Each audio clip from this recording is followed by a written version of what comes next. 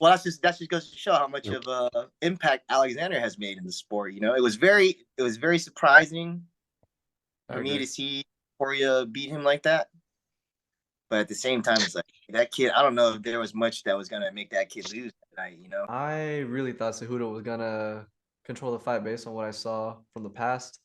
But I think in the second round, the moment that stuck out to me most was when Merab just carried him up like a baby. Was looking at Mark Zuckerberg just talking, Mr. Facebook. yeah, just talking trash to him, and then slamming down Cejudo with like a spine buster or something like that. That was pretty incredible. You're tuned in to the Who Are They podcast with your host D2Nice86, the combat sports home destination, MMA, boxing, and more.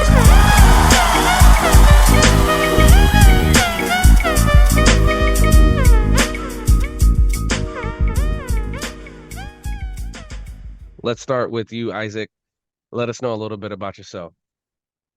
Hey, anyone who knows me, I'm the Iceman, Ice the real deal, recent college graduate. And, What? Tiggy Maximus' nephew. Excited to be here. Big, Congrats. big UFC and WWE fanatic. Yeah. I'm Tiki Maximus, and I'm just a big fan of fighting, UFC, WWE, boxing. And then, I have my own podcast, Tiki Maximus Talks on Spotify and YouTube, just talking about food, comedy, and sport. What's up? It's Hung Nasty. I mean, I don't know what to say really. I think the name says it all. Lifelong martial artist. Was a karate kid and Yeah. wrestled in high school. Seen the UFC in its entirety, seen MMA in its entirety from its beginnings in the 90s. Seen a lot of changes in the sport, seen a lot of changes in the martial arts community. Yeah, it's a crazy world we live in now, and this is actually my first podcast appearance ever.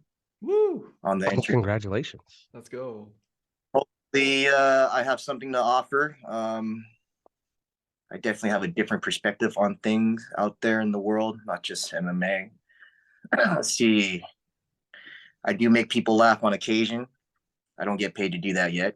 Who knows if I ever will. Other than that, San Diego native. So naturally, I practice jiu-jitsu. Yeah. And I get to see a lot of what goes on behind the scenes through that hobby of mine as well. So, yeah, I'm honored to be invited to this podcast, and hopefully, it'll grow into something bigger. We are not going to hold you any longer. We are going to get into UFC 298's fight card. Let's get to it. What did you guys think about Merab Dvalishvili going up against Henry Cejudo? That was a very good matchup, and it was a little bit back and forth in that first round. I did like how Merab started to adjust in that fight, and he started to pull away, and we could start seeing it. I do like his takedowns. I do like his grappling.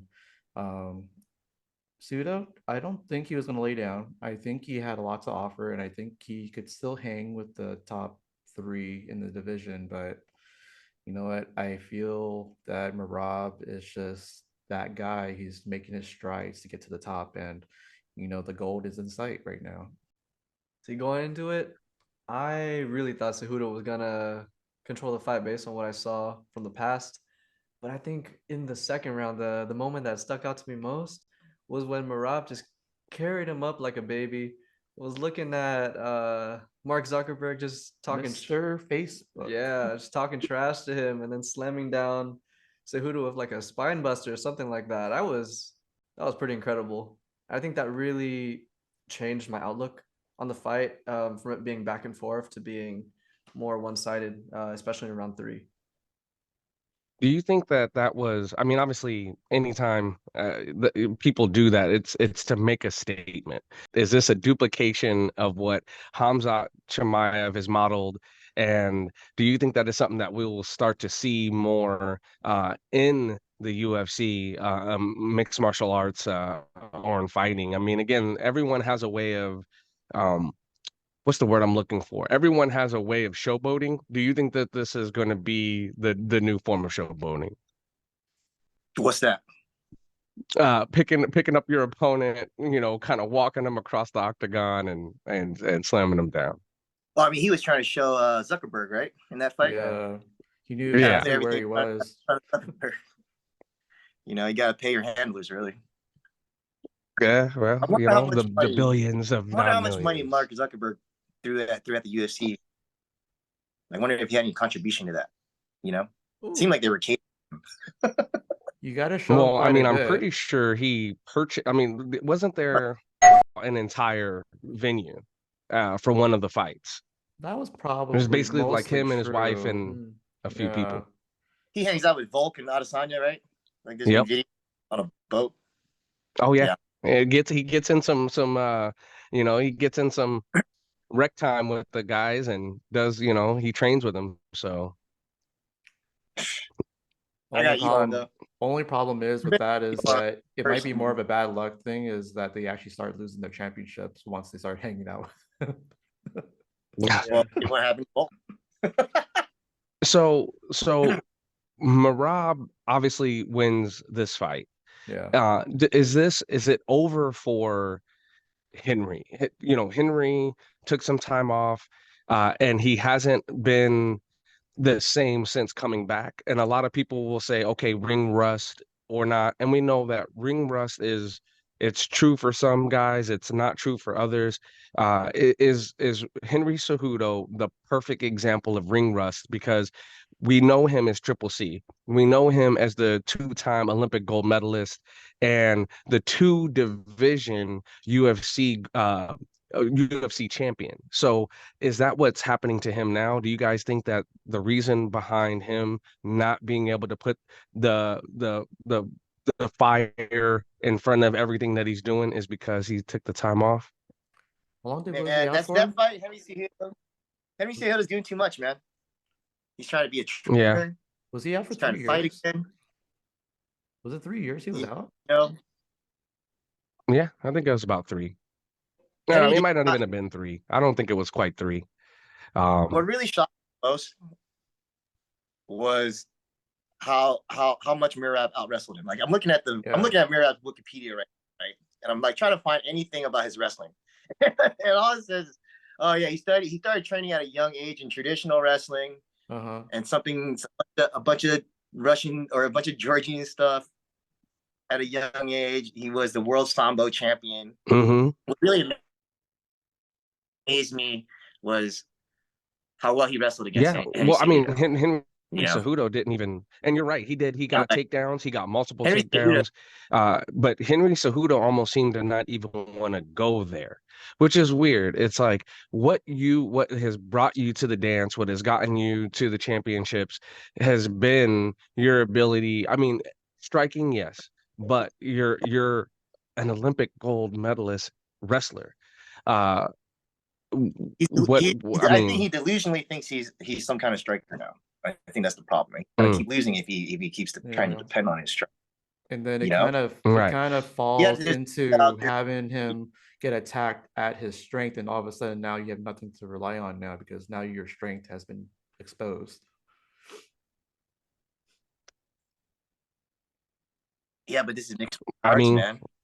Once you expose one thing, you gotta work on another thing. You gotta kick better than the puncher, right? Yeah. You gotta better than the boxer, right? Message. You know what I mean? And this is the guy who like double champ, Triple C. This didn't look like a wrestler. So the thing that I felt like I noticed most in that fight was, and he would attack, but it just seemed like there was a lot of hesitation before an attack, right? Like there was, his output was minimal. And I'm wondering again how much of that comes from coming out of retirement or is just, having done it for so long. He spoke to saying that, hey, I'm gonna if I don't beat Merab, I'm retiring. And who knows if that's true or not. A lot of guys have retired time and time again, But Yeah. you know, to speak to that, to me is like, what is causing you to hesitate so much? And I think a lot of it has to do with the, just that time off. I feel like has Yeah. not been pleasant. And again, there's going to be some people who take time off and it kind of gets all the nervous system firing, and it's going to be beneficial. I don't think in this case, after the Merab fight, after him fighting the Funk Master, I just don't see that being the case. Can he turn it around? I think so. I think he's talented, but will he turn it around is the question. Like, Cejudo's old. It was like 35, right? Cejudo's 37. And here's the thing 37. about Cejudo, like, he's a lot older than his age. You know, he moved to the Olympic Training Center in Colorado at age 16. Like, he's been training since he was 16, elite level, right? Yeah. Yeah, He's done. you're saying wear 37, and tear, wear and tear. what's So that? Tony, 16 years Jiggy of fighting? Max, 16 years of training? your At high your level? last thought on Merab versus Henry Cejudo. What's your last thought on that? Honestly, I think that now, okay, so his buddy is no longer the champ, right? And we've heard like the narrative that Merab was not going to fight his buddy for the championship, and it was never going to happen unless somebody was going to leave the division or leave behind the championship. And so now that his buddy did lose the championship, and the guy who beat him is now holding it, and now that Merab was in this number one contenders match, I feel that Merab is the rightful number one contender, and he can actually avenge his friend's loss and then start to not only take that championship away from O'Malley or maybe Chito Vera, but now he can start running his own era as champion. And his buddy, I think we've all heard, I guess he's going to start moving up to 145 or something. And I guess it's going to work out for all parties. So, and I'm honestly, I'm kind of glad Cejudo, if he is considered retirement, if he's really going to fully dedicate to not do this anymore, I'm okay with it that he leaves. But if he really feels that part of him still wants to keep doing it, he can't obviously take off for 3 years or 2 years. If you are going to take off, it shouldn't be no more than like 9 months or a year. But if you're going to take off so much time off, you really have to really fully dedicate. You can't be too distracted with a lot of other things. You really have to be solely focused on, studying your opponents. You got to implement your game plans that would actually work well against most opponents. And if you don't dedicate your time to that, and your mind is like all over the place about training people, but at the same time, you don't spend enough time training yourself with your own training camp.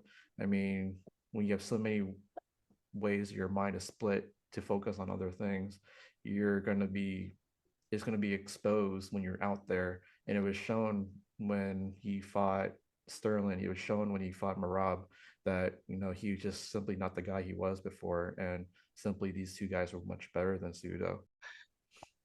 Jeff Neal going up against Ian Gerry. For me, neither one of these guys showed much in the way of their what I believe that they truly are as mixed martial artists. One, I think people kept saying that like Ian is running the entire fight. And then Jeff Neal isn't pulling the trigger when he gets within range. So it really is the fact of seeing two guys who look like at best they ran, a 5K at the end of their fight.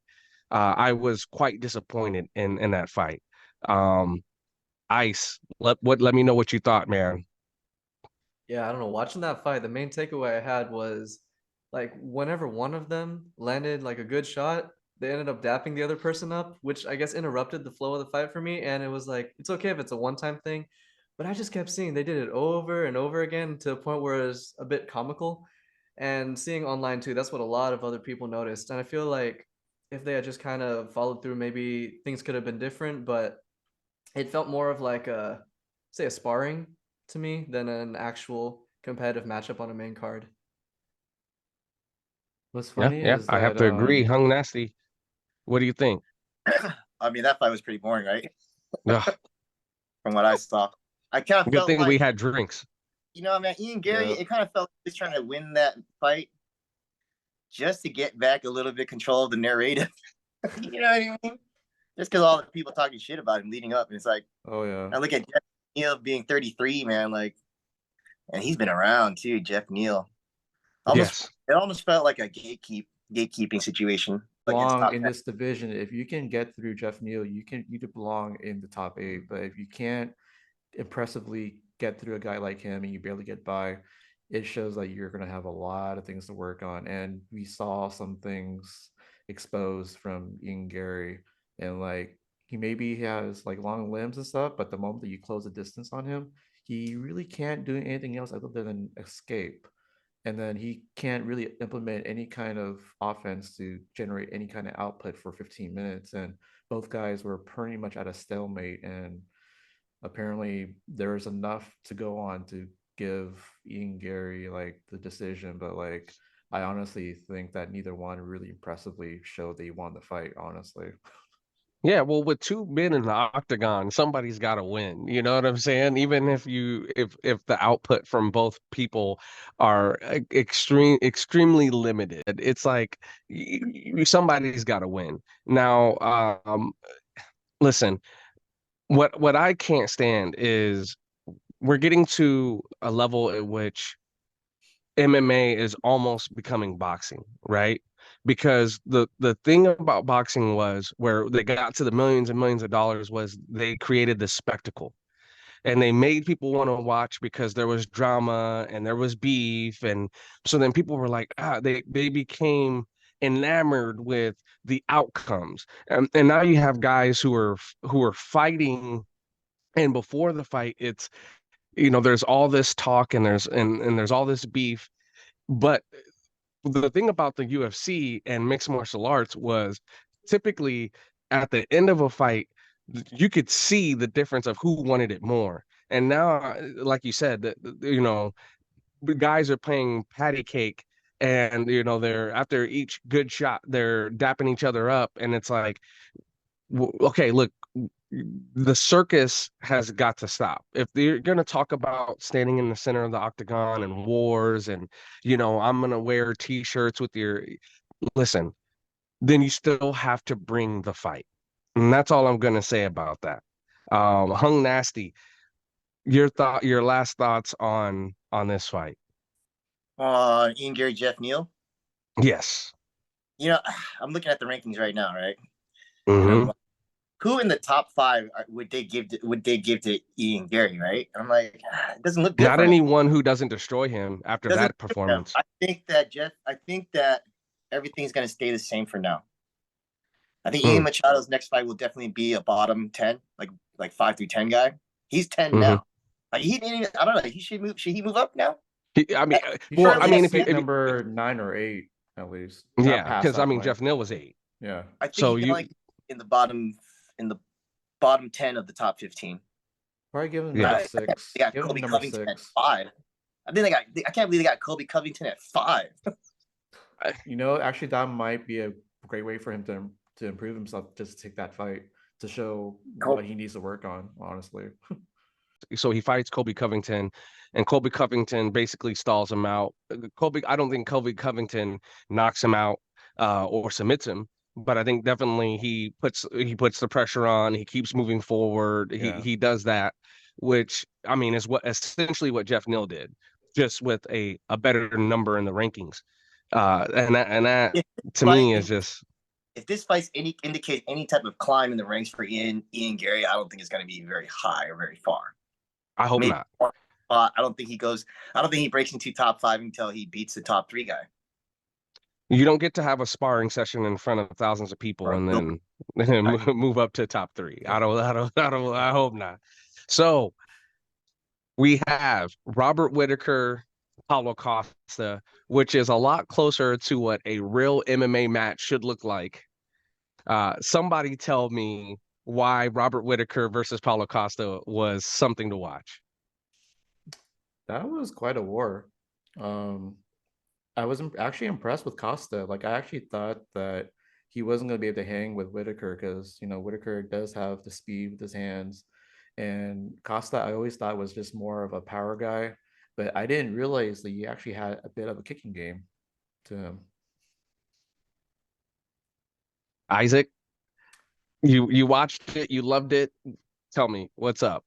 I don't know. I was just thrown back by how beautifully executed Costa did that spinning back kick to Whitaker's head. I was like, wow. Yeah, And then I was checking, like I was just so immersed into that I didn't know how much time was left on the clock. Like that timer really saved Whitaker. I feel like had there been a bit more time, it would have been over for him. Like he Yeah. really was wobbled by that. if that was a 10-minute round, like how they did in Pride, I think Costa probably would have finished him right after that point. But I think the It's bell getting a little worrisome how many times now Robert Whitaker is getting clocked. kind of rocked Yeah. close to the end of a round. And it's like as soon as that happened, I was like, this is very reminiscent of around, what was it, round one with in the first fight with Izzy. I was like, okay, but then he got to his corner and he came back out and he was able to compose himself. This is why we watch fighting, is because fighting, like life, and it mimics it so well. It's like if you can compose yourself, if you can get yourself on the stool, breathe, and then get back out there, chances are you can come out victorious. Hung, what did you think about that fight?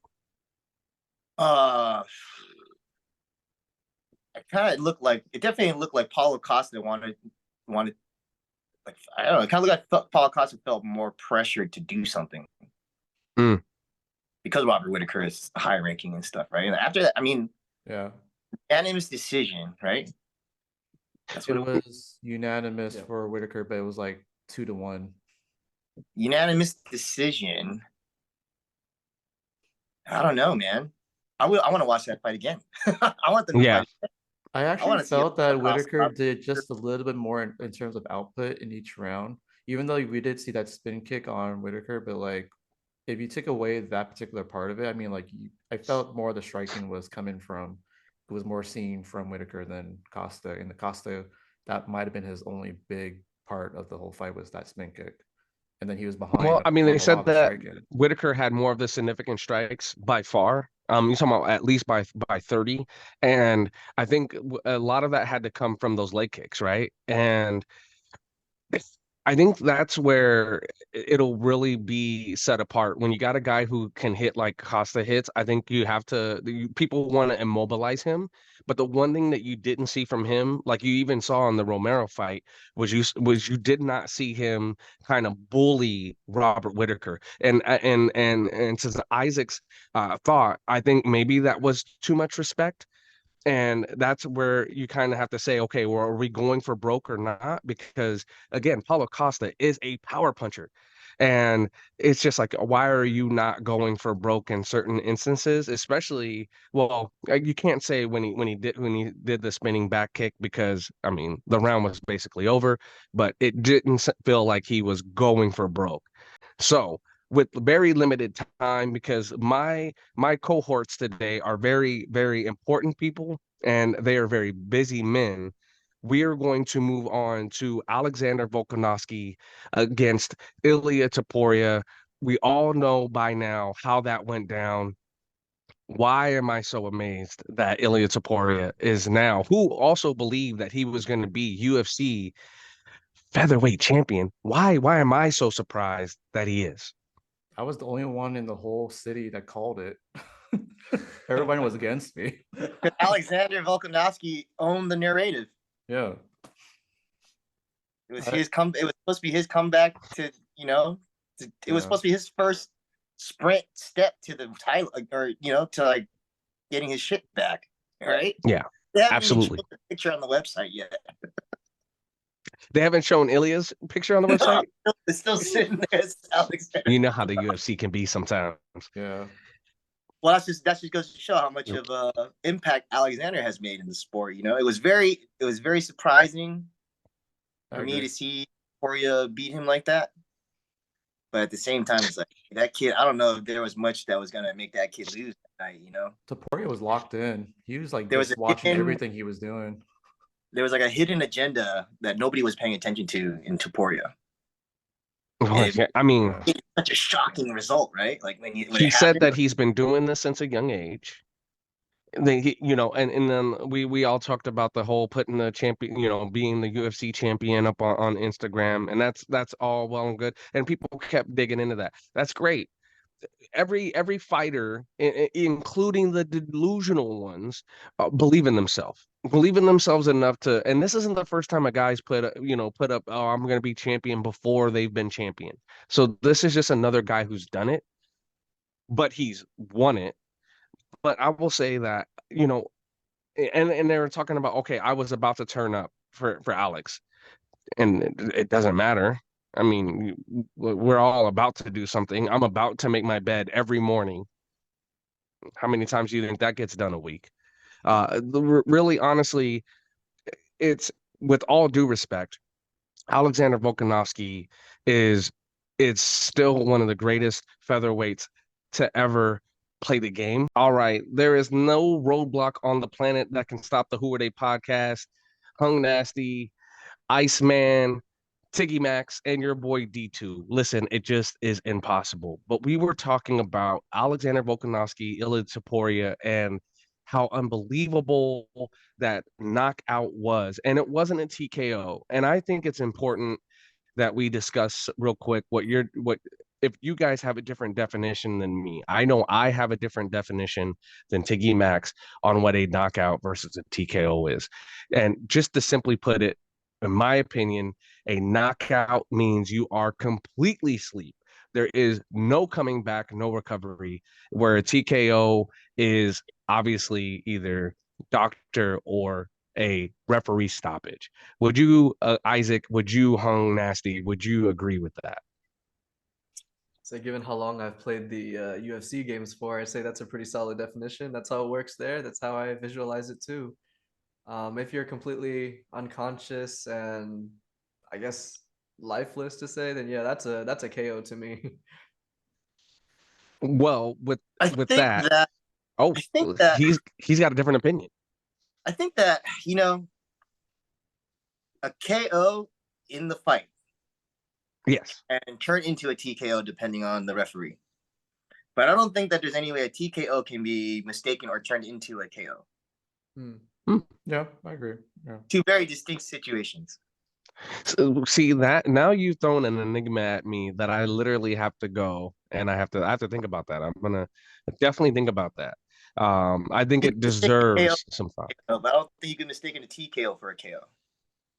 Yeah, I think it Oh, starts yeah. off as a KO, but Oh, yeah. until a fighter does actually continue and is allowed to continue to damage more to the opponent.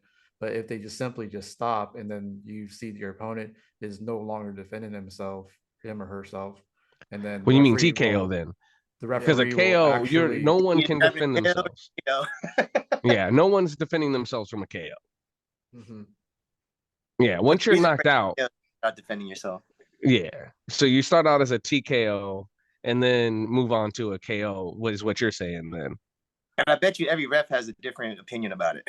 Right. Which is why Conor McGregor was just like, he's like, that's a TKO. That's a TKO. Don't you, I'm not knocked out. If you can yell and scream, it's probably a TKO. It's just like, yeah. again, same thing with Izzy and Alex. It's like, okay, Izzy was not necessarily throwing back, even though he said, hey, look, this is what I'm doing. I'm playing possum essentially. I'm seeing where he's at. My head is down, but I'm looking up, seeing where he's at, just waiting to throw the proper combination, proper punch. But TKO, right? But it was anyone. Listen, Alexander Volkanovski was undefeated in the division. Was anyone like completely surprised? Like, there's no way on God's green earth that Ilya gets this, and then he comes out with an overhand right that puts Volk to sleep. There was an overhand right, there was an overhand left, and I really feel like the first one was it's Good Night Irene, let the fat lady singing whatever. It was like a But was four-hit anybody combo. like super surprised? It was like a 4-hit combo. Started off with a body shot, I think. But you think but the knockout happened with the right hand. Yeah. But do you think that everything after the right hand was unnecessary? Like not unnecessary, but like would you think he was gone, done?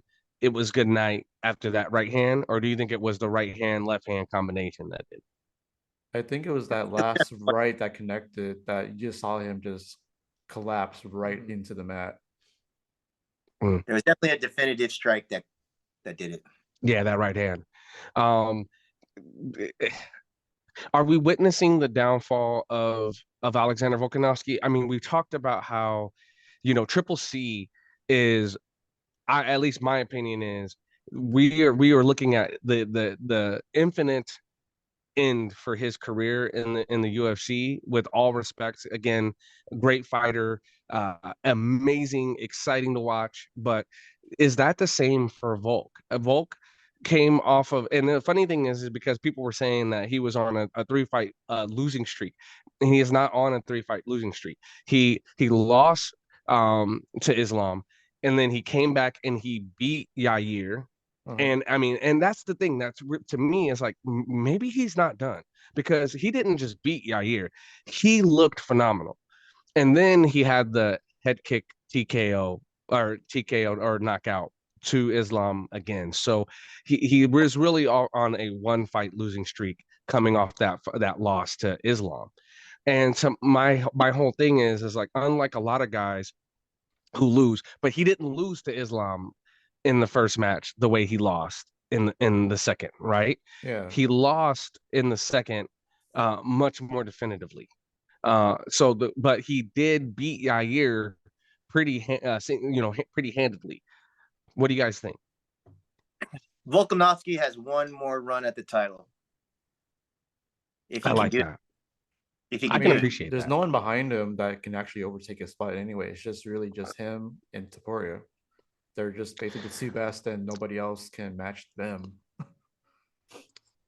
So I'm not a guy who likes to get too far and away from what we're initially talking about, but I did want to bring something up because I think it talks about the test. You talk about like people not like being nowhere near you, right? And again, I think Alexander Volkanovski, and I hate to bring him up, but he's one of my favorite fighters. I think Israel Adesanya is also that guy, and I think that it to talk about that, Robert Whitaker was did a lot. He implemented a lot in his game plan. He did well, but the things that he did well, I think Izzy did even better when he fought Paulo. You think about those leg kicks that he was going, and this is what kind of also pisses me off, because it's like, Paulo says, "Hey, I was drunk. I drank, 18 bottles of wine. I don't remember the exact number, but I drank a bunch of wine. I wasn't myself." And so to me, it diminishes if Robert Whitaker threw those leg kicks, wasn't able to get the knockout, but Izzy was, it's just kind of like, I want to be able to compare those two, because that, like I said, Izzy absolutely put on a clinic. Robert did very well, but he wasn't able to put him out.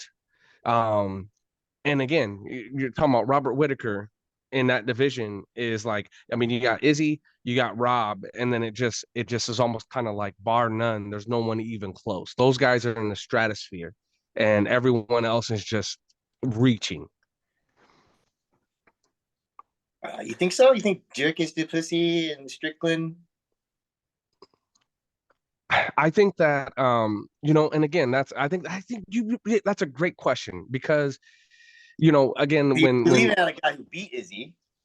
so here's the thing. So then again, you have a guy like Izzy who says, "Oh, okay, like I'm going through medical situations," and then his coach says, "Well, it was his lifestyle, right?" And so then the question is, when you have a guy who's so dominant for so long, right, lose to a guy who then just turns around and loses the belt. And I'm saying like Sean Strickland is definitely very talented. He's been very talented for a long time. Dricus Duplessis, it has done extremely well. but we're talking about guys who have been fighting in the UFC, especially Robert Whitaker, because you're fighting the elite of the elite in the UFC.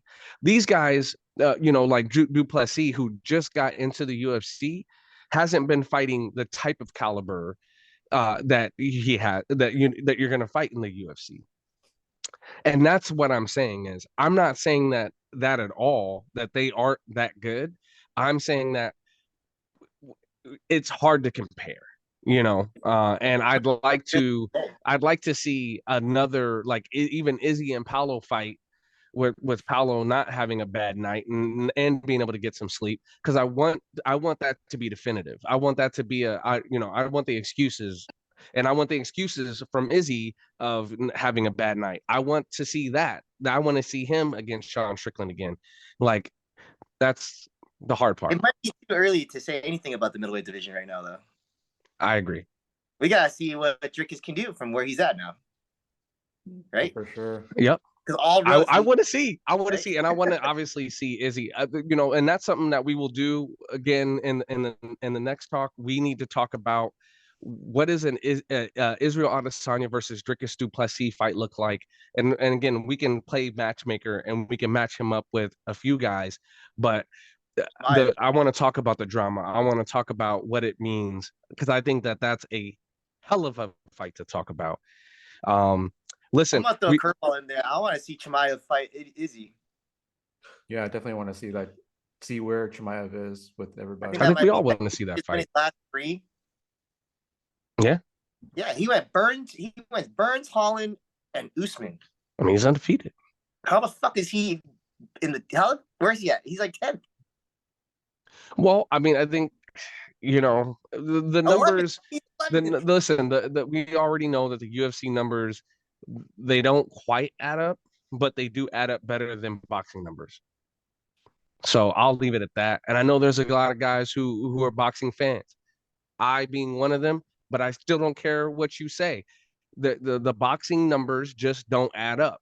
Guys can't be not fighting guys who are supposed to be the best, the top of the division for 5, 6, 7, 8 years.